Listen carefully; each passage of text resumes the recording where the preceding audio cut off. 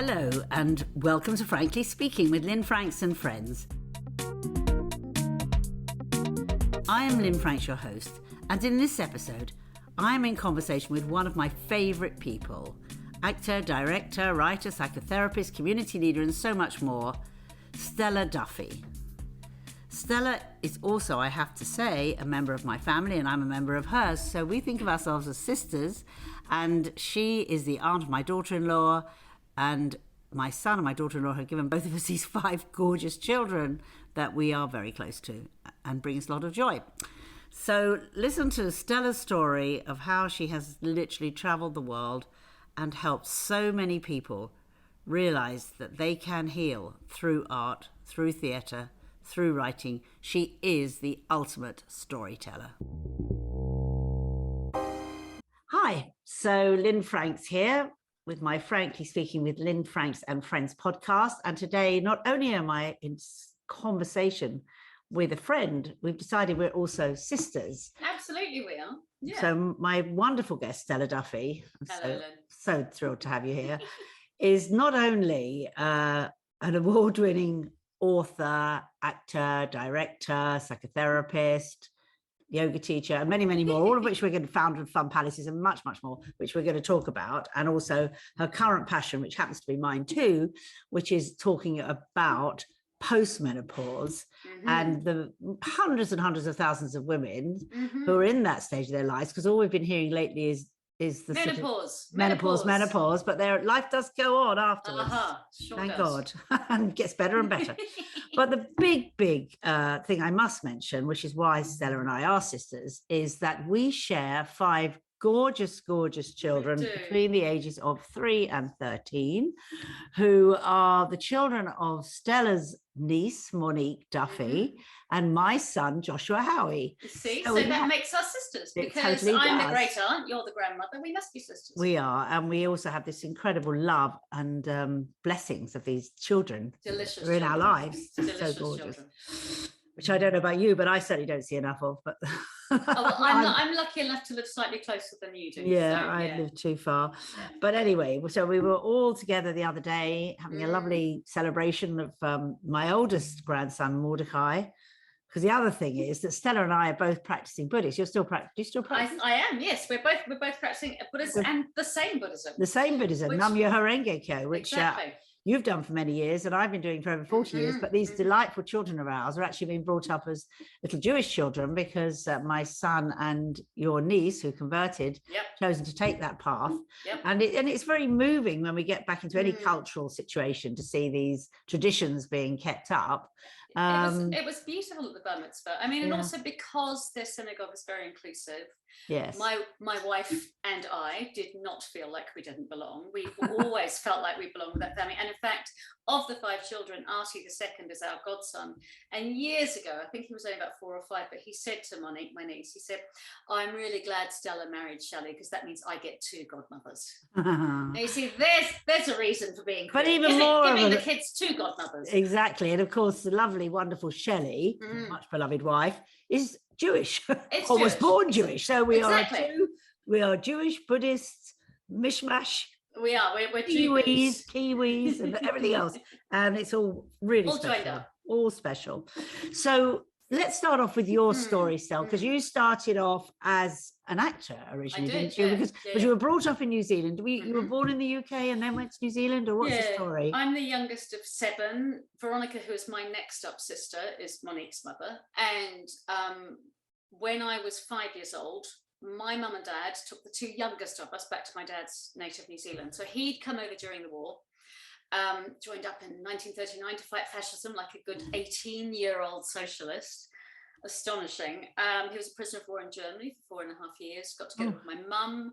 They had 7 kids between them, and we are the youngest 2. So there were 5 in one big chunk, and then there was a gap, and then there was Veronica, and then my dad had cancer between her and me, and then there was another big gap between her and me. So my biggest sister is 17 years older than me. She's 76. So I've always had this big stretch, and my youngest nephew is only 5 years younger than me. So I've always had this big stretch of generations all across, which has been really valuable, I think. which means, of course, I have friends now in their 20s and 80s.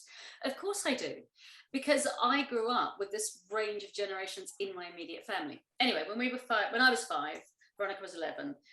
We moved back to New Zealand, but only the 2 youngest of us. My brother was in an apprenticeship, 2 sisters were engaged, 2 sisters were married. So the other 5 stayed in Britain. We moved to Aotearoa, New Zealand, where my dad grew up.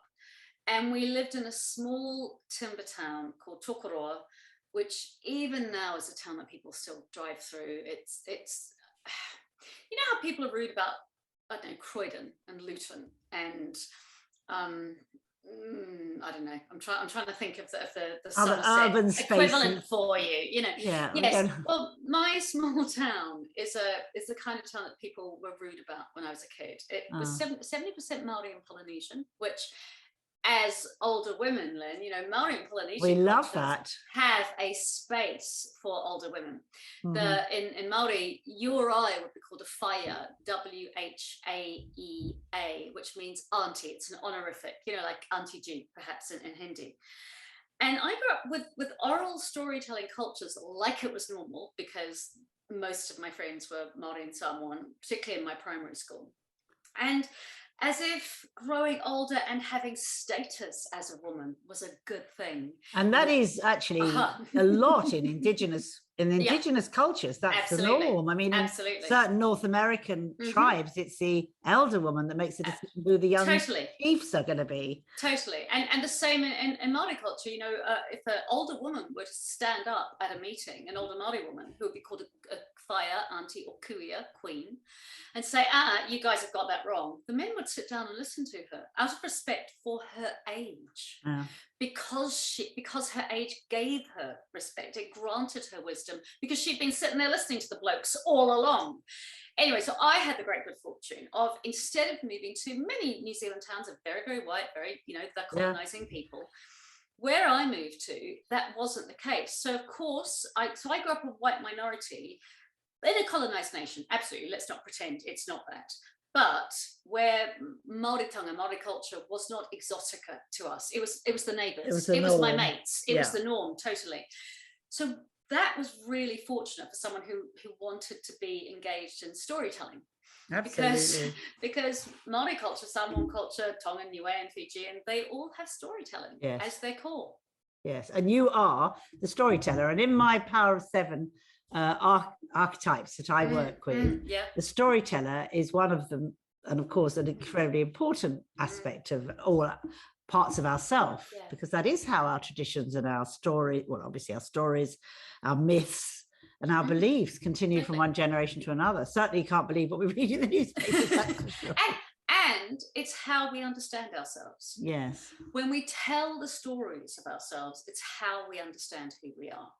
And the more we can begin to narrate and understand our story, the more it makes sense to us. Yes, absolutely. And understand each other, of course. Exactly, yeah. So having been brought up in this, sounds absolutely idyllic to me. Well, it wasn't. I mean, it was very poor. It's still a sort of, you know, the kind of place that people are rude about, but I'm not certain that their rudeness isn't at least part racism. Yeah.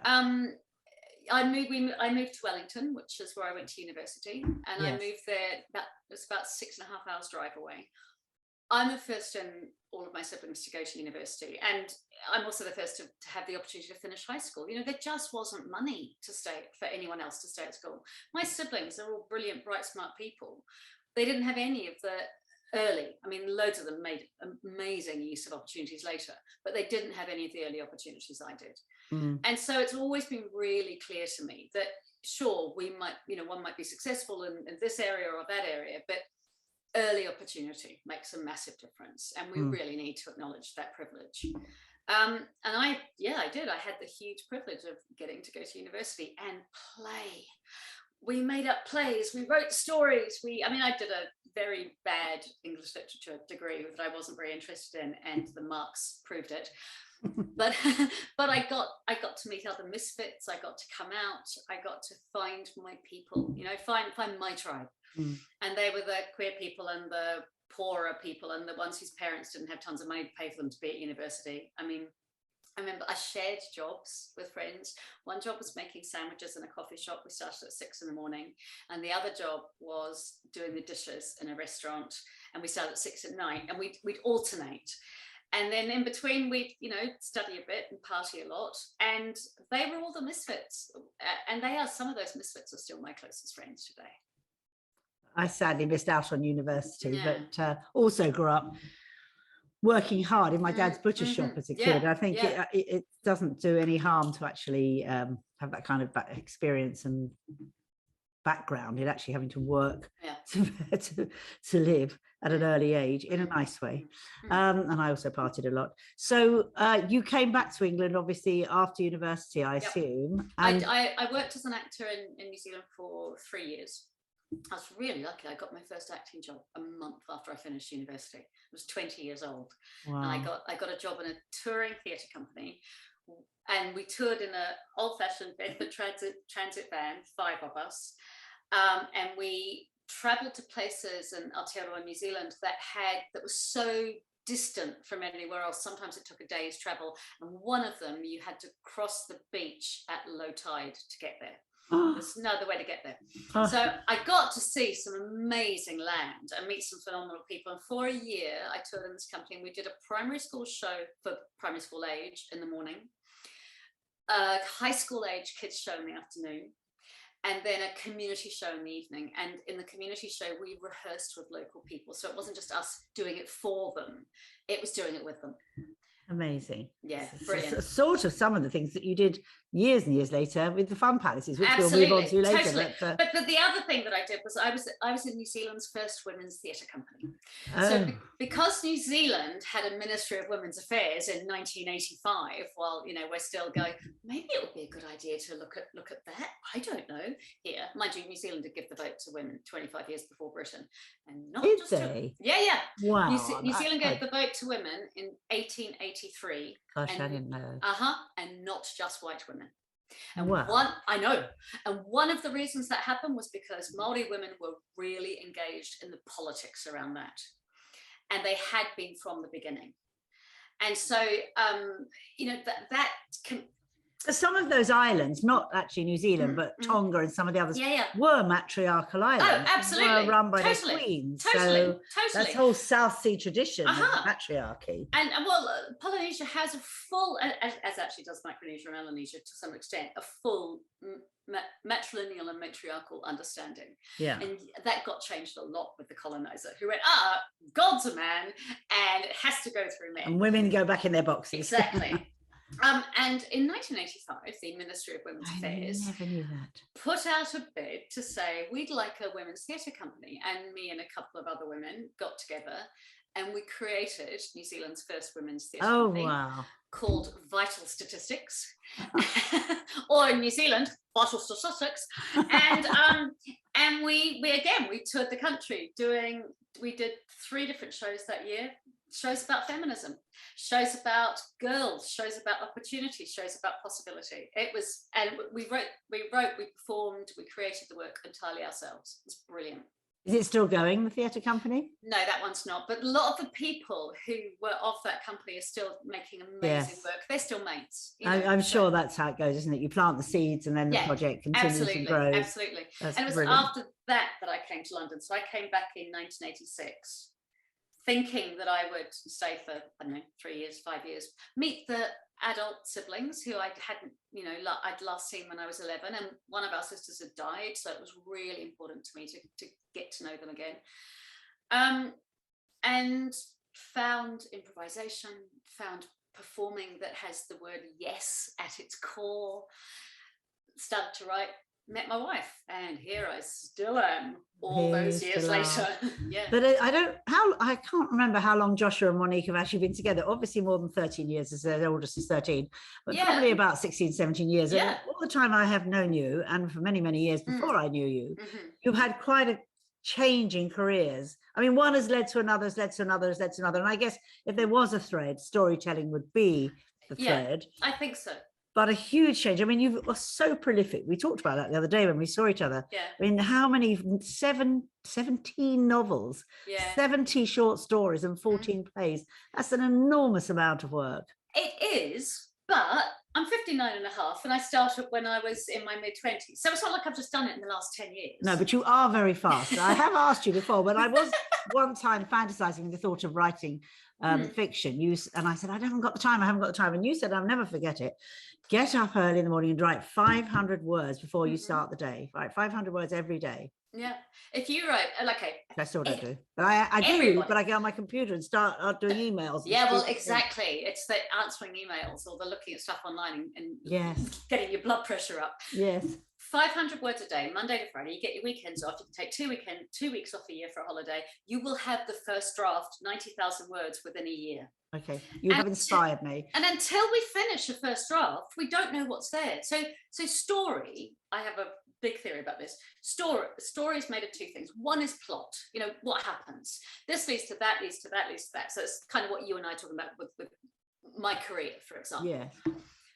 But story is what's underneath. What do we really want the reader to understand? Not what do we want them to know, but what do we want them to feel when they read us? Whether it's fiction or non-fiction, we want people to be drawn in. And you don't know what that is until you've done the first draft of any narrative, fiction or not, which is full of plot. Yes. This happened, that happened. This reminds me of that happening. Underneath that is story, and then once we've written 2 or 3 drafts, then we can see what the real story is. Well, my next book is going to be non-fiction. It has to be done. It may be my last book, never mind my next book, because I haven't done one for ages. You inspire me totally. I'm going to get on it. That's my promise to myself. Not next week, the week after, because I'm traveling. I am starting my 500 words a day. Absolutely. But you don't have to do it first thing. I mean, I probably I work better, and I'm a fast writer. That's the thing, when I do have to write, say, an article for a magazine or newspaper, I whisk it out and I edit it quickly. Then pretend that's what you're doing. This is part of the problem I think that people have with books. Yeah. They feel like they have to swallow the whole book in one go. A book is written paragraph by paragraph. Yeah. It's not even written chapter by chapter. It's just paragraph by paragraph, one step after the other. Yeah. I mean, look at your seed behind you. The seed is that logo is made of individual petals and the center, right? Yes. The whole is the flower. Yes. But you just start by petal by petal. Yes, which is, and I use that actually as a metaphor, even when you're creating a business. So you have the business plan in the Seed Handbook was actually a daisy with number of petals, and each petal was a different aspect of the business. Yes, which reminds me, I'm doing one right now. It's when you've been going for as long as I have, which is even longer than you have, you kind of go through doing certain things, and then I forget that I've done them in the first place, and then I start trying to work on something. I think, hang on, that sounds familiar. And I search through the recesses of my computer and find that something I'd written years earlier that says exactly. But exactly, because nothing is linear. It's all a spiral, right? Exactly. We just need to remember that it's a spiral. And then we go down to this part of the spiral. We bring it up to make it more relevant for now, but it's still part of the spiral. Yes, absolutely. Absolutely. Now, to get back to your books, some of which I've read, but I definitely haven't done 17. Some of your plays, I have seen some, not 14. They go over a wide range of subjects. I mean, you've done a lot of historical work, historical novels, which include, I assume, lots of research, and then sort of very, very contemporary stories too. I mean, and there was one of your books was made, or if not more than one, was made into a big TV series, if I remember. No, nearly. I wish. Oh, it never got done. I have had 9 books optioned for telly. One was optioned, 2, the Theodora novels, which are about the amazing Theodora, Empress. as I was thinking about, yes. Amazing Empress Theodora. They were optioned by HBO over 5 years for Martin Scorsese specifically. HBO wasn't optioning them for anyone else. They were only optioning them for him. That's what the contract says. That's what I thought happened. Yeah. If we had a downstairs bathroom, then this would be the kind of contract that we would have framed in the downstairs bathroom, because those people who do. So the contract said, this is a contract between Home Box Office, who shall be called HBO, and Stella Duffy, who shall be called author, not even named, and Martin Scorsese, who shall be called Scorsese. And it never happened. And I didn't know. I'm sorry. And no, it's fine. I still think still it would might. make a great still series. Might. Why not? And there's a series that's been optioned. There's a potential series being optioned at the moment. It looks like it might happen. Who knows? Namya Horenge Co. That's what I say. Well, exactly. You give it to the universe. You do. So talk about Theodora, because I did read that book, and it was one of them, and it was fascinating. Well, so some of my novels, some are historical, some are contemporary, some are more literary fiction, a couple of magical realism, and about 5 crime novels. So my crime novels did quite well in Italy, which was a bit weird. I didn't even know you did crime novels. I've got to build up my Stella Duffy collection, obviously. And I was in Italy for a book festival in Ravenna.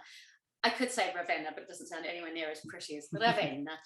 And the Italians I was with, and there was a band who'd used some of my words from a couple of my crime novels and made them into songs. Oh, how and amazing. I was so cool. I got to do a gig with the band. The band it was in a ex-church that was now a theatre venue, and the band were playing, and they were playing the couple of songs that were based on a couple of my crime novels. And I was reading with a very bad Italian accent. My Italian friend told me off afterwards. And anyway, so I was there in Ravenna. It was amazing. And the Italians kept saying, "Have you seen the Mosaica?" And I'm like, I genuinely couldn't work out what the word was. The word was mosaics. Yeah. Now, in Ravenna, there is the Cappella San Vitale, which is a UNESCO World Heritage Site.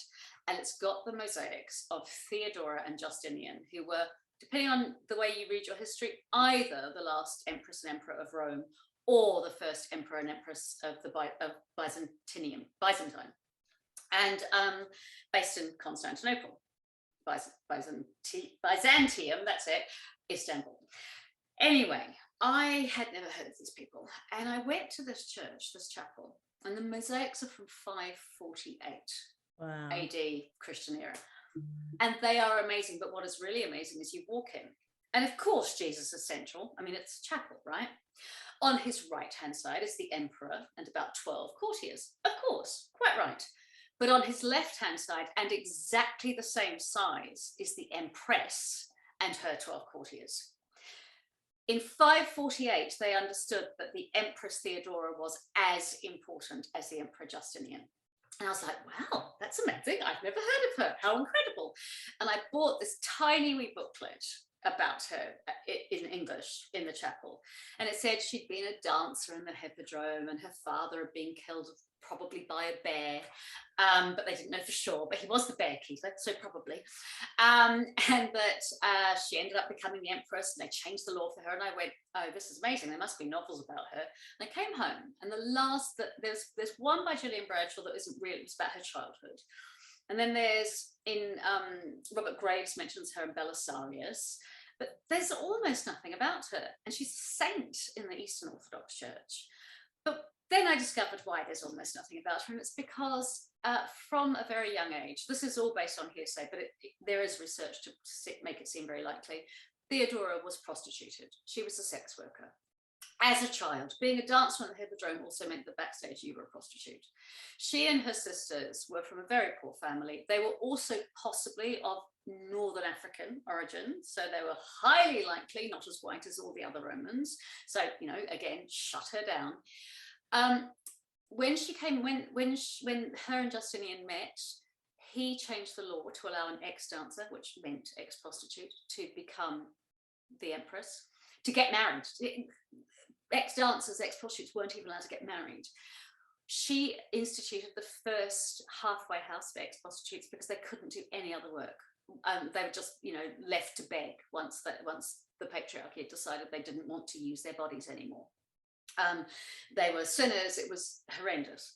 She also brought in the first anti-rape laws and the first laws to make women be allowed to get back their dowry when they were divorced. And at this time, Christianity wasn't against divorce, and men could just summarily divorce their wives when they got fed up with them. So she was amazing. And when she died, and there's loads of stories that say, oh, she enticed him with her sexual wiles and she was awful and blah, blah. She was also massively religious, had a huge religious conversion in the desert, and really faithful, just so interesting. And after she died in her late 40s, Justinian visited her grave once a week for 20 years. He could have married anyone, and he didn't. So not only was she phenomenal, but it was a proper love match. It's such a fantastic story. Yeah. If I ran Netflix, or HBO or any of them, I'd have it on there with Martin Scorsese or not. I mean, it's the most fabulous story. It is. It's a delicious story. I mean, the Scorsese story is interesting in that Gore Vidal apparently wrote a script about Justinian and Theodora for him decades ago, and it didn't get made because Scorsese got the money instead to make Raging Bull. That's the story I was told. And so he'd always wanted to, and then HBO saw that this was available, and so they optioned it. Very, very annoying. Well, let's just keep Namyaringa going on that one. And the plays that you've done, I did go to see, so I remember seeing some of them. I mean, they were more contemporary, the plays. Yeah, absolutely. So I've made quite a lot of work as an improviser and a deviser, both as a performer, working with Improbable Theatre, who do improvised theatre, stuff with puppets, stuff with music. There's a show that we did over 250 times in Britain at the National, at the Lyric Hammersmith, traveling at the Tron. That's where I saw it at the Lyric. I saw it at the Lyric. And we interview people live on stage about their life, and then we perform the stories they tell us. So, for example, I love that. It's so delicious. So, if you and I were doing Life Game Now, and you just asked me about Theodora, while I told the story of Theodora as we listened, me and the other performers sitting on the other side of the stage would start going, why don't we just be Justinian and Theodora? We'll just stand up and we'll be Justinian and Theodora.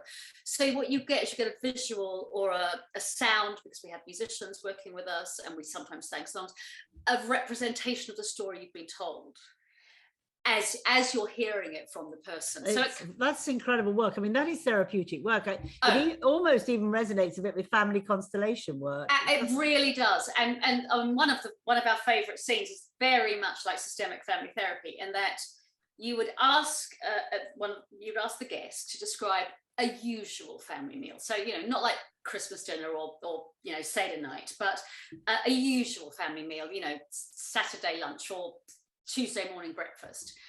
And we provide them with a bell and a horn, and then, the 6 or 7 actors would get up, depending on how many people there were in the family. And the guest would give just one note to each person. And actually, I use this when I'm teaching writing. We don't need. Oh, dogs are barking. Sorry, very good work. Puppy, noisy cool. puppy. It's good to have puppies. Naughty puppy. It's good to have puppies. Gone outside. I have played the dogs in people's life game. And because so many, people have cats, they have dogs, they have them in their homes. I have them all. And so you'd sit around the table, you get one character note, and actually to start writing, that's all you need. You want one character note. Characters develop as you go along. And the guests, we would just start talking as a family at dinner, playing, each character with one note, and the guests would go, ding, yeah, oh my goodness, my mother did always say that, or honk the horn, and go, oh no, my dad was never that nice, or my dad was never that mean. What happens through that, and the audience begin to see it, is that somebody watches their family, and then the audience begin to dream in their families into it. And at the interval, every single time, and we did this off Broadway, we did it in San Diego, the guests would say, oh, I feel terrible, I'm just talking about myself, and we'd have to say to them, you are, but actually the audience are thinking about their own stories. The audience heard you talk about your first kiss, and they remembered their own first kiss. Absolutely. And that's what you want from a story, right? You want the audience, you want the reader to dream in their understanding. Yes, and you're giving permission by talking about your own story for that space to be exactly given to others. It's very powerful. And that show, I think, really changed my writing as well. So I have a novel called The Room of Lost Things, and it's set where I live in Loughborough Junction between Brixton and Camberwell. Very mixed ethnicities area, fairly poor at one end and deeply rich as it goes over the hill into Dulwich at the other. And our dry cleaner, Faisal, years ago, because Shelley, my wife, is a playwright, once said to the pair of us, he said, you should write about a dry cleaner. We know people's secrets. I was like, oh my God, I'm having that one. And Faisal said, because his mother had the shop before him, and over 40 years, they had found such interesting things in people's pockets. Shopping lists, but also best man speeches, the speeches you read at a funeral, because another shop you go in and you give dirty money for a clean item. In a dry cleaners, you take in something you care about. You've worn it to a funeral, you've worn it to a party, you've worn it to a wedding. It's not your ordinary bit of clothing you can just sling in the washing machine. It's something special. And the things that get left in those pockets and the stories that go with them. And clothing has such story attached to it anyway. And so that book, what I discovered from doing Life Game is that it's not always the big incidents in people's lives that resonate with us. Sometimes it's the tiny moments. And it's the tiny moments where you just go, oh yeah, I felt that when I was 16 too. Or yes, my mum said something like that the week before she died as well. But it's not about the big incident, it's about the little things. It absolutely is. Did you write that book? I did write that book. So that book's out there. It's called The Room of Lost Things. But That was yeah, I get it. Okay, here's a version of it, right, that happened in Life Game. And I didn't put this story in it, but I did put those tiny elements in the novel. Janice Long, the DJ, yes, who died only last year. Not long ago. Very recently, was a most amazing Life Game guest, because she kind of got that her role was to just share stories so that other people could understand it. And she was asked, so Phelan McDermott, I think, was the interviewer that day, was shared interviewing, and he said, have you ever lost anything? And sometimes people say, yeah, my wallet, yeah, my keys. And she said, yes, a baby. And you could have, you could feel it when the audience go, oh, okay. And want to hold the guest gently, kindly. And Phelan said, you don't have to talk about it. Do you want to talk about it? It's up to you. She said, no, it's okay. So she sort of told the story of what it was like and how it was. But then the next question, rather than performing that, the next question was, so what happened afterwards? And she said, I don't know if they were married at the time, but my partner and I, we had a pup tent and we went camping. And it makes me sad even now, decades later, to tell you. She said, and one morning we got up early and we just sat and watched the sunrise and held hands. And so my friend Neil, who's in the company, and Shelley had miscarried by then. I'd lost 5 embryos post-chemo, when chemo had made me infertile. Neil and his previous partner had had loads of miscarriages. We both knew each other really well, and we knew that each other knew something of what she was telling us. All we did was sit on stage, hold hands. Colin Grenfell, who's an amazing lighting designer, very slowly changed the lights so it was a sunrise. Actually, I can't even, genuinely, I can't remember a sunrise or sunset, but I know he did it beautifully. And no one said anything because no one needed to. And the audience, Janice saw her story given respect and honor. We held that story and the audience held all of us. It was just a phenomenal moment. And in storytelling, those moments are just as important as and the wedding day was like this. They're just as important. Heart moments. Yeah, absolutely. Yes. Well, heart moments go all the way up and down, right? It's full, every part, every chakra. Yeah, every chakra. In there. Yes, absolutely. Yeah. Absolutely. And you mentioned chemo because, of course, you've had breast cancer a couple of times. I don't say that lightly. Yeah. I mean, it's horrible. Yeah. Horrible illness. So the first time was when I was 36. I was doing Woman's Hour, and I was going to go and I'd been asked to go and talk about the remake of the Charlie's Angels movie. I remember that very clearly. Bizarre. I know. So that date, so it was 2000, and I woke up and I literally had a lump under my right breast, like it hadn't been there the day before, and it was a big lump because my tumor was a 3-centimeter tumor, and it had come up overnight. As we found out later, the tumor, there'd been an infection around the tumor, which is really fortunate because otherwise I would never have found it until much later, and it was bad enough when it was found. And I went off and I did Woman's Hour, which was just the weirdest thing. Yeah, we do those things, don't we? To be doing this. To carry on as if life was normal. Yes. Well, I'm knowing in the core of me that this wasn't just a cyst. I knew the minute I found it, I knew it was wrong. But I was only 36. We didn't have breast cancer in the family, but then neither do 70% of people with breast cancer. It is, even though we talk about it as being familial, the majority of them aren't familial. And meanwhile, Shelley, because she's good at this, was on the phone to the GP getting me an appointment straight away. And they looked at it and they went, oh, it's probably a cyst, but we'll get you seen. But of course, then I had to wait a while because there was no one thought there was any urgency. So by the time it was diagnosed, it was already a grade 3 cancer. And it was exactly at the point where Shelley and I and our baby father, Brad, were starting to try to have children. We decided that we wanted to. We'd asked Brad to do it with us. He and his wife hadn't wanted children themselves. When we asked him, he said, "Oh, we've been waiting for you to ask for years." We thought we were the perfect. And Meg, his wife, said, "Well, of course, just as long as I'm the fairy godmother." And we knew that they would be great people. We wanted a father involved, and we knew that they would be great people to have children with.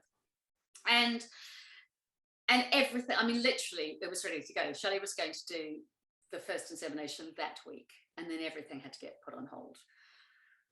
I mean, this is 2000, so it's 22 years ago.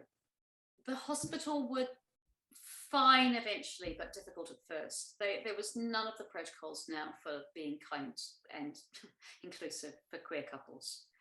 She wasn't legally considered my next of kin on the forms, which was so painful.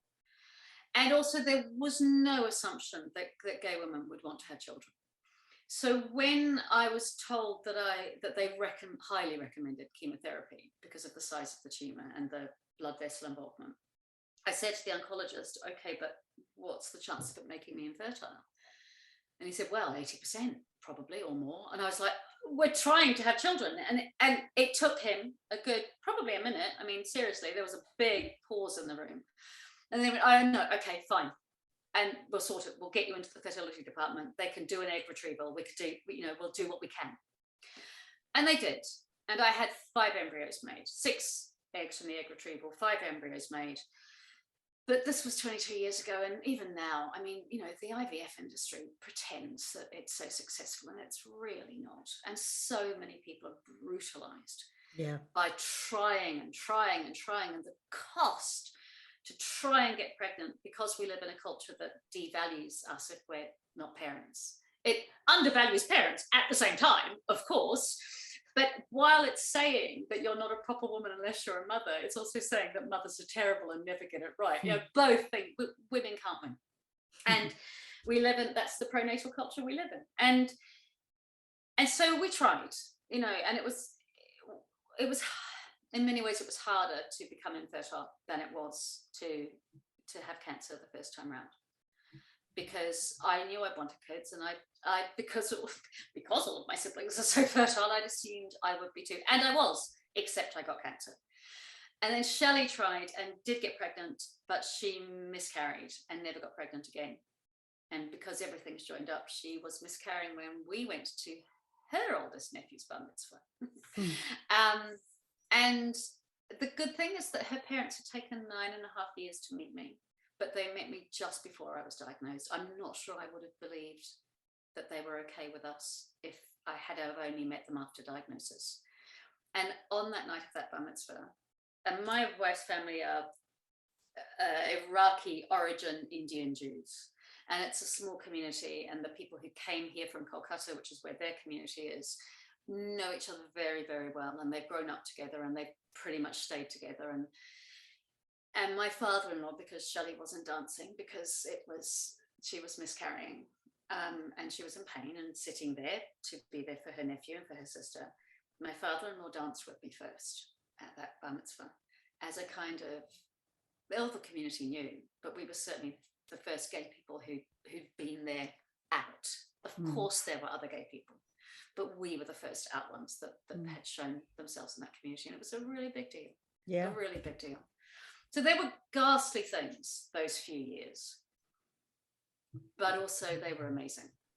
And then I had cancer again. I went for a standard mammogram. I was going for mammograms every year because of it having been such a big tumor. And the year I turned 50, there was small, thankfully, that time round, but signs of small cancers growing. And so I had a mastectomy that year, which was the year that I also created Pumpellasis and made all these speeches 10 days after having surgery, and I'm just crazy things that I wouldn't do now. But then first time round, I also, the show, the Life Game, we did off Broadway, when I just finished 6 months of chemotherapy and 2 months of radiotherapy. I did the show in San Diego, taking a box of chemotherapy from the NHS so I could pay through the nose for an American hospital to give me NHS drugs into my veins so I could do the show that I was loving doing. And what was driving you? Please tell me. I remember certainly when you started Fun Palace, and I knew you hadn't been well.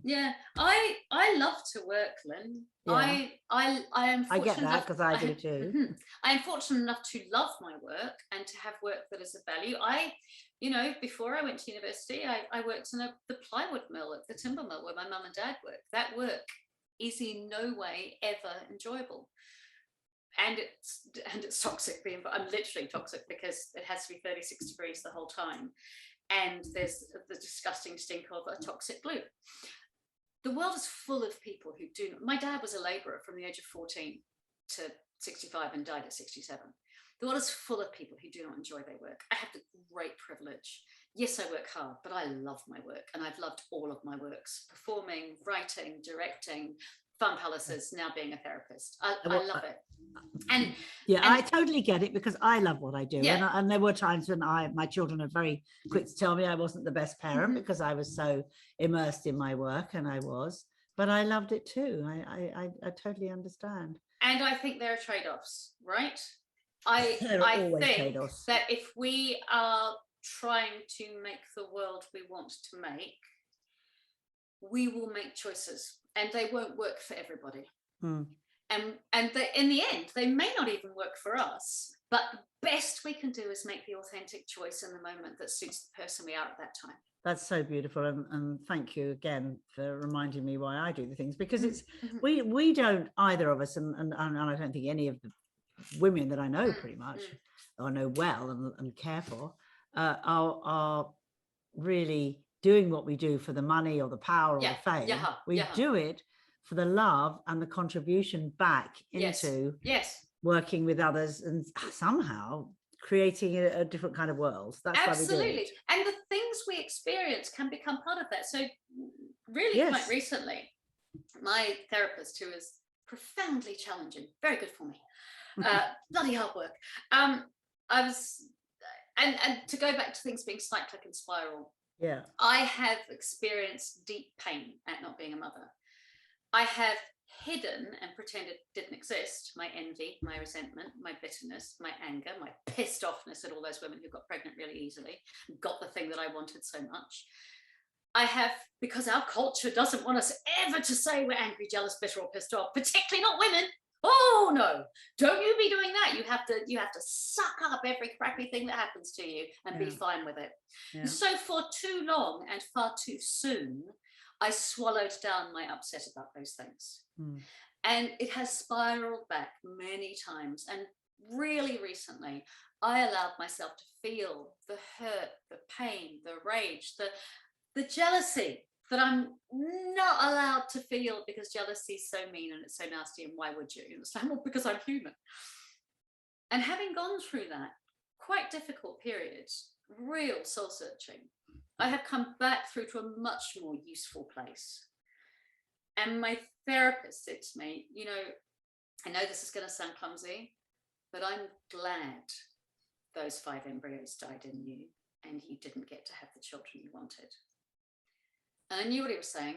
And I was like, yeah, me too, because of where it's led me and where I am now. But, and I want to say I'm hard glad. I'm not easy glad. That's a hard one. No, it's a hard one. But everything is life is a journey. And the things that happen to us at the time, which are so totally painful, do take us to the next stage of where we're going. It is spiral. They totally do. Right. And I'm working now with a couple of younger women in their 30s whose cancer, because I'm working with cancer patients as well as more general psychotherapy, whose cancer has made them infertile, and who are really looking at, it's one thing to look at your mortality properly, which cancer does to you, right in your face, not someone else's mortality, your own.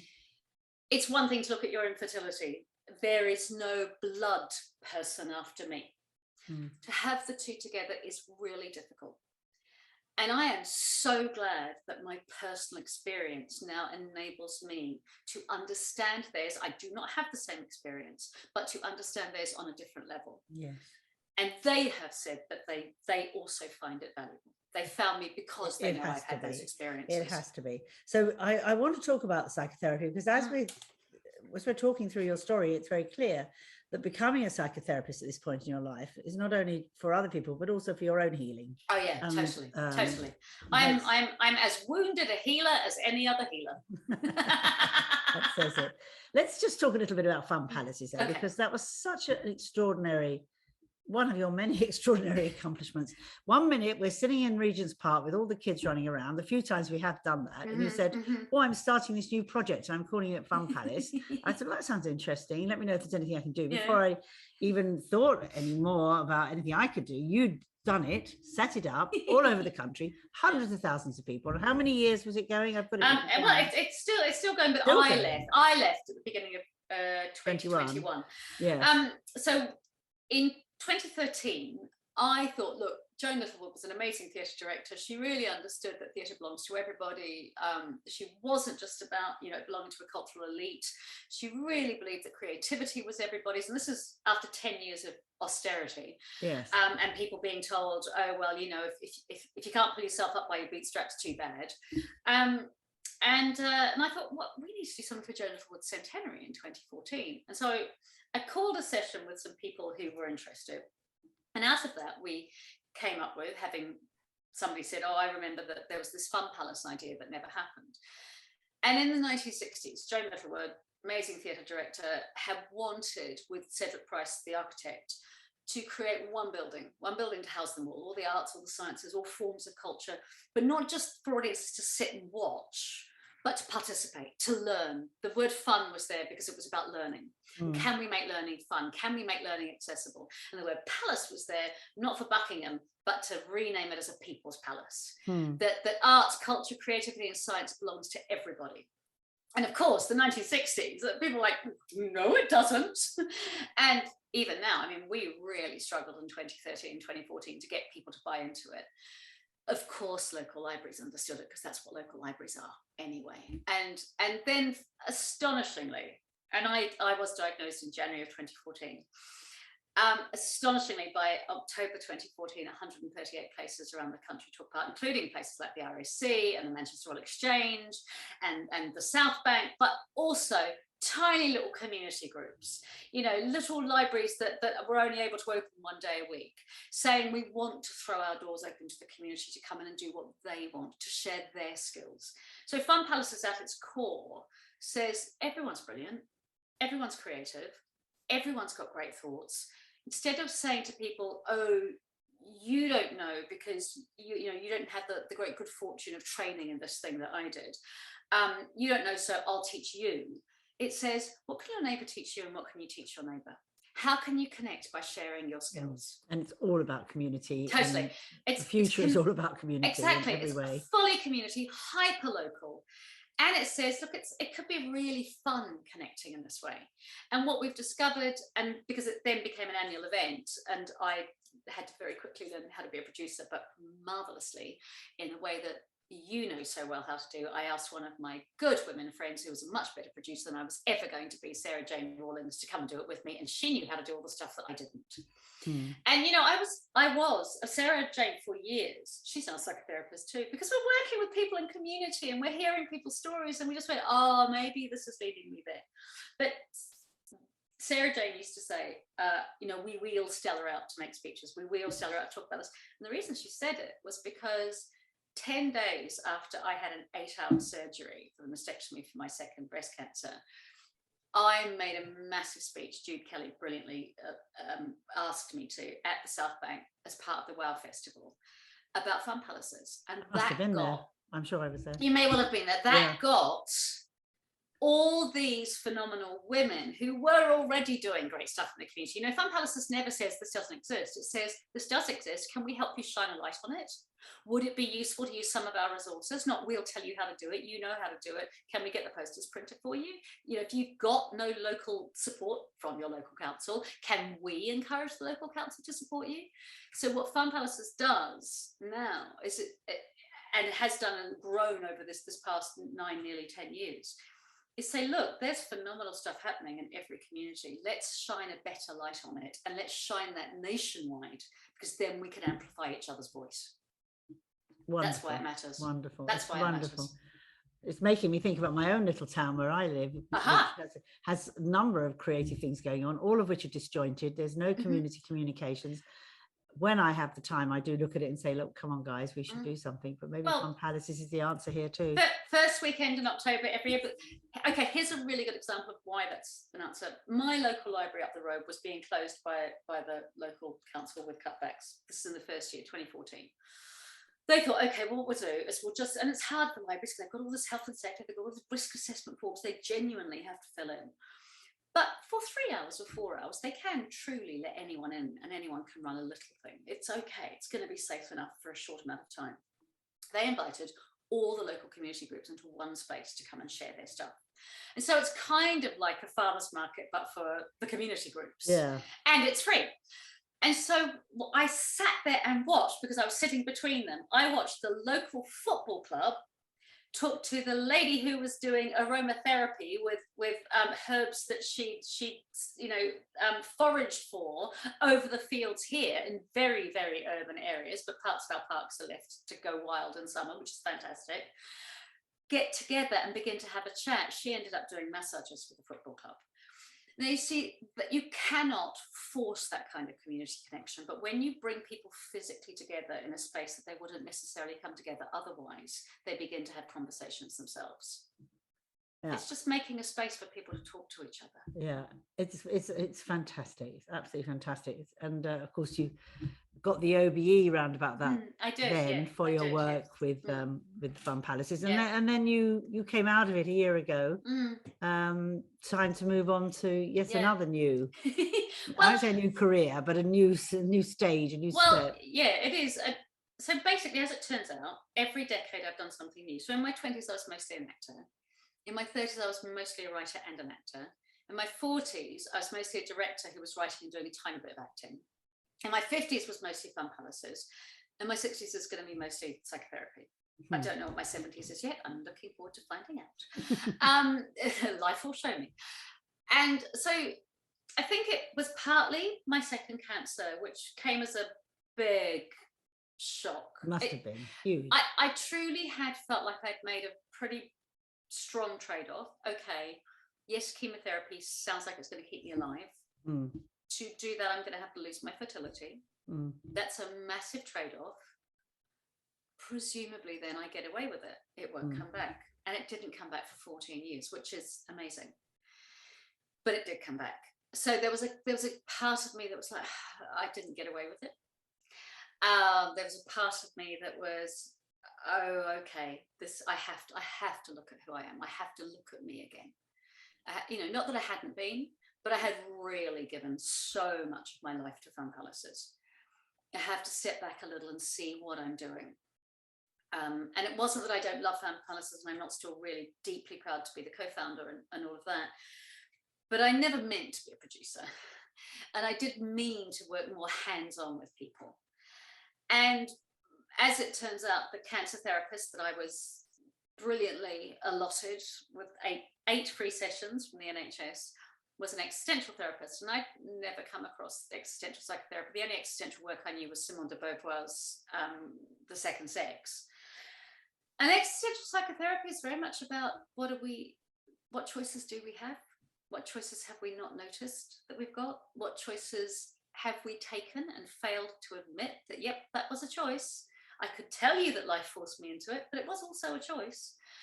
And where do I take responsibility for my choices? It can be pretty tough. It's very tough. And again, going back to Buddhism, that taking responsibility for our actions, our karma, the cause and effect. Exactly. There are several studies that that point out that Nietzsche and Kierkegaard considered the co-fathers of existentialism.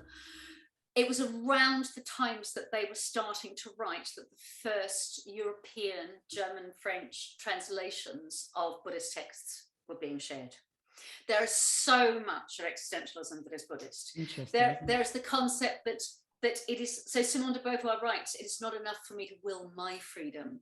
I must will the freedom of others and take action. You know, that I cannot just go, I'll look after myself without looking after everyone else, without acknowledging my responsibility for everyone else. Absolutely. Which is the Buddhist concept of dependent origination. We are all joined up at all times.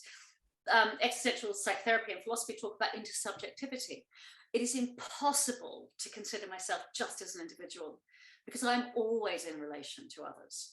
And so when I'm working with an individual client and they start talking about their mum, their dad, their sister, their wife, their husband, their partner, their child, those people are in the room. Of course they are. We carry our immediate communities, our past communities, our future communities with us at all times.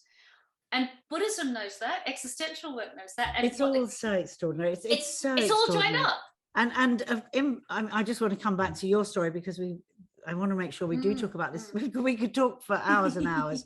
But the fact that you've now been doing this, you also fitted in between that becoming a yoga teacher and teaching people how to do yoga and writing workshops, which sounds fascinating. Yeah, well, because I love embodied work and because I love yoga, the only reason I became a yoga teacher, I'm not, you know, there are plenty of brilliant yoga teachers much better than me.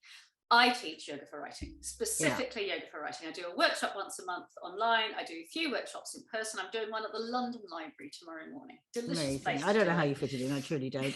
But anyway, so now you're in the 3rd year of your doctorate.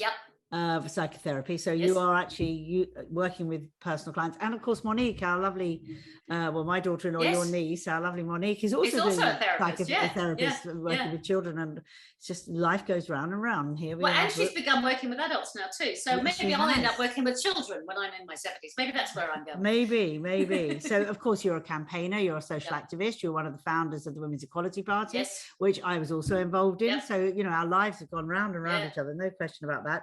You've worked for LGBTQ plus equalities. I can never get the letters right. There seems to be another couple added on. You can add in I and A for intersex and asexual if you want. Oh, I never remember them all. But anyway, whatever it is, you've worked for equality, sexual equality for many, many decades, and have been a speaker on the subject all over the world, really. And you're a member of the Gateway Women's Childless Elder Women, which I've never heard of before, which is a Nomo Crohn's, which is awesome.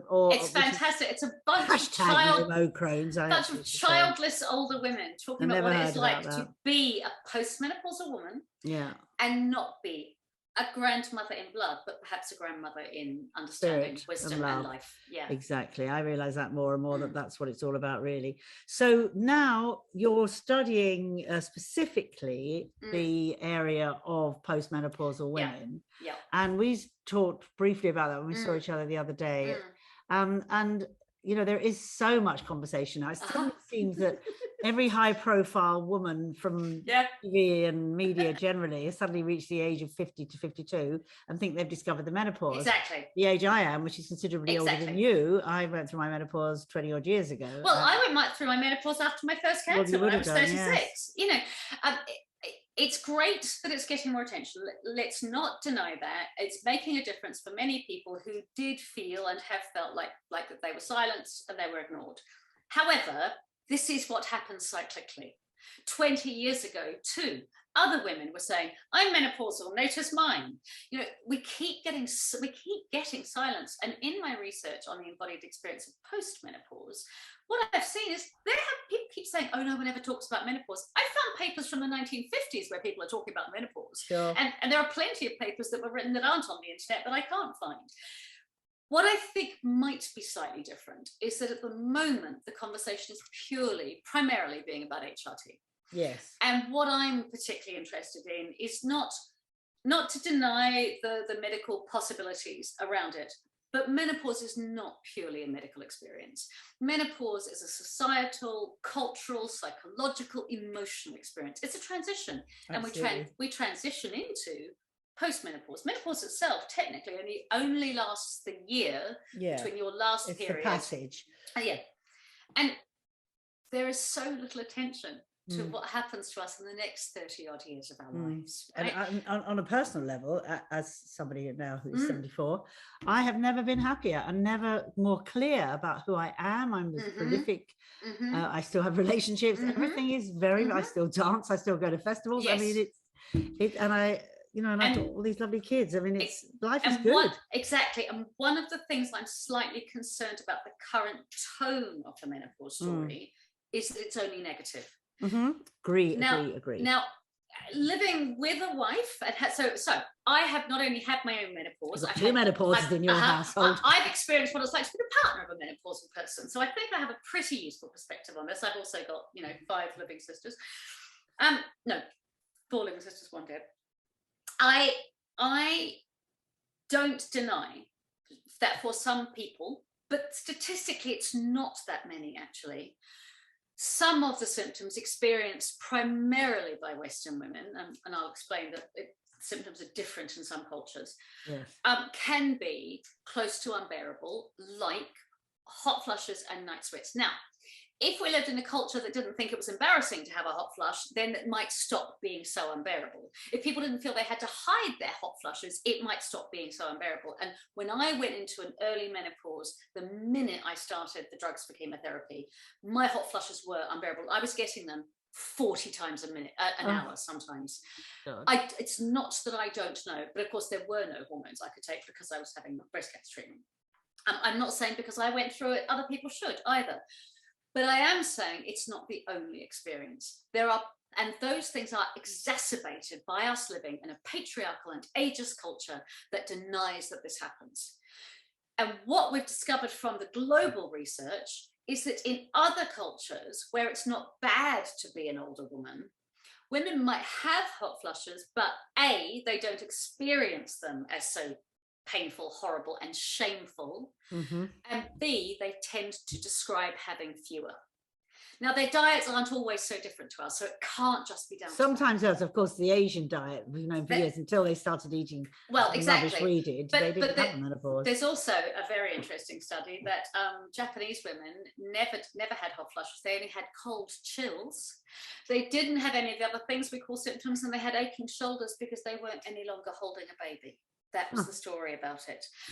As soon as HRT was introduced in Japan, women started having hot flushes.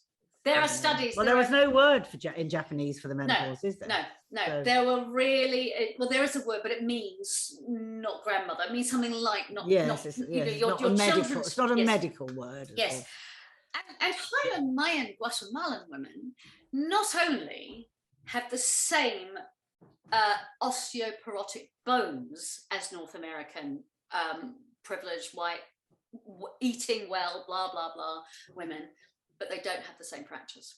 Highland Mayan Guatemalan women, there's a brilliant study looking at bone density. It's X-rays, it's MRIs, it's a full-on academic scientific study. The bone density is the same. They are officially women with osteoporosis, but no fractures show up. And the scientific understanding is that A, they're getting really high calcium in their diet from water, not from milk products, as children. So it is a diet thing from childhood. But B, they are exercising well into their late 70s because they have to carry water 2 hours a day to and from the crops. And we are telling women to be more sedentary. Our lifestyle sitting at computers are more sedentary. Yeah. We are encouraging us to perceive our old age as something to be shamed about and put away, and not to get out there in our flabby armed gloriousness. We are being encouraged to hide back and not take up space, and we've been encouraged to do that since we were little girls. And this whole thing about being invisible, because so many women get to menopause and feel they're invisible. Totally. Well, no sense. Yes. And it makes sense in the current world, but it shouldn't be making sense. Well, it shouldn't be making sense, although the cloak of invisibility can be awfully useful sometimes, because it means that we can sneak in and pull out the underpinnings from underneath. So I'll take it and I'll leave it, but I don't want to I want a choice about that. I don't want to have it enforced upon me. That's part of the problem. So what we know from seriously massive global studies, systematic studies that look at hundreds of studies across the world, is that menopause is experienced differently in different cultures, and it is experienced differently within different cultures. There is no universal menopause. Therefore, there is no universal postmenopause. And part of the problem at the moment is we are talking about it as if it is the same for every human being who experiences it. Absolutely. And it's just not. No. and we're ignoring these other 30 years. Yeah. Just daft. Yeah, absolutely. Daft. Wow. Well, this is going to be in a very interesting space to examine in more detail, and I know you're going to come up with some brilliant concept. If you haven't already. Well, I haven't, but I've done my first interview with my first participant, and her experience has just filled me with so much more knowledge. So I've got 7 more really in-depth interviews to do. So we talked about this as well, because this is your thesis, but it will also be a book, or your doctorate. Hopefully, will be a book. Yeah. I can see it as a play. I can see it as an interactive play. Oh yeah. They come and talk about their experiences. Yes. And then they're acted by other people, and and then I can see that as a community event, and I can see you bringing all together all the many brilliant things you've done. And really focusing on this area, because there's an awful lot of us out there, and we've got quite a lot of years to go, and we've got a lot to give, and we've got the wisdom. I look at you're what, 15 years older than me. I look at my older sisters, and I think, yes, there are some women who are in that spotlight, and the work that you've done to make a light, to share stuff. But there are so many that just are not being heard, who also have wisdom and knowledge. Absolutely. And we are losing information. And these are the women in communities who really can take the role of the wise woman. And I've started working with teenagers here one day a week, and I think that there's so much connection between the 14, 15, 16, 17, 18, 19-year-old young woman and the 60 plus woman, and we have so much to give each other. And I see that as well. That's something I am already working on, but I think that's the thing, is it's all very well being a wise woman sitting on the top of a mountain contemplating our navels, or we are the wise woman, as we all wish to be, in community, intersubjectively, interrelatively, in community. Absolutely. Oh, it's going to be an exciting time ahead. We will speak again. Thank you so much to say, so much to do. I've really enjoyed it, and learning even more about my sister here, my sister Stella. So thank you so much. Our seed exercise this week is based on the very good advice I've had from Stella over the years about how to write my next book. She has said to me, if I write 500 words a day, Monday to Friday, in just a few months, I'll have the outline. And of course, she's right. So why don't you think this week about the book, the story of your life, a story you'd like to tell, and just write 500 words a day for 5 days and see what you've got at the end of it. It is a very, very powerful and very simple exercise to do.